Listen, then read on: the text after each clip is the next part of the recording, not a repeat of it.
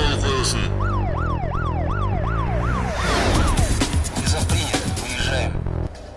Полицейлер жедел әрекет ету чатының мүшелерімен бірлесіп, карантин режимін сақтамаған құқық бұзушылықтарды айтарлықтай анықтап жатыр. Мәселен, 2021 жылдың 18 қаңтарында шамамен сағат 23:30-да Шымкент қаласы полиция департаментінің бастығы, полиция генерал-майоры Ералы Жұмаханбетовтың бастамасымен құрылған жедел әрекет ету арнайы чатына Шымкент қаласы полиция департаментінің жанындағы консультативті кеңесшісі орган мүшелерімен бірлесіп, Қаратау ауданы, Нұрсат мөлтек ауданындағы нөмірі 171-ші көпқабатты үйдің жертөлесінде орналасқан ТС караоке клубы жұмыс істеп, карантин режим талаптарын бұзып, заңды елемей жатқандығы анықталады.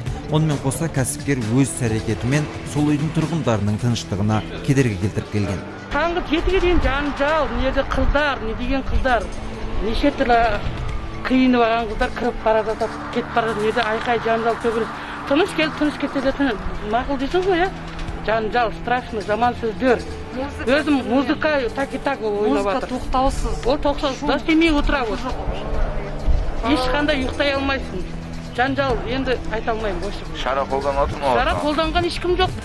Қаратау аудандық полиция басқармасының жедел тергеу тобы, учаскелік полиция инспекторлары және патрульдік полиция полкінің қызметкерлері аталған мекенжайға шұғыл түрде жеткен. Тексеру барысында полиция қызметкерлері аталған клубтың есігі жабық болуына байланысты тұрғындардың қатысуымен төтенше жағдай департаментінің қызметкерлерінің көмегімен клубтың есігін бұзып кірген кезде ішінде жалпы 17 келуші бар екендігі анықталды. Олардың барлығы Қаратау ауданы полиция басқармасына жеткізіліп, профилактикалық сұхбат жүргізілді.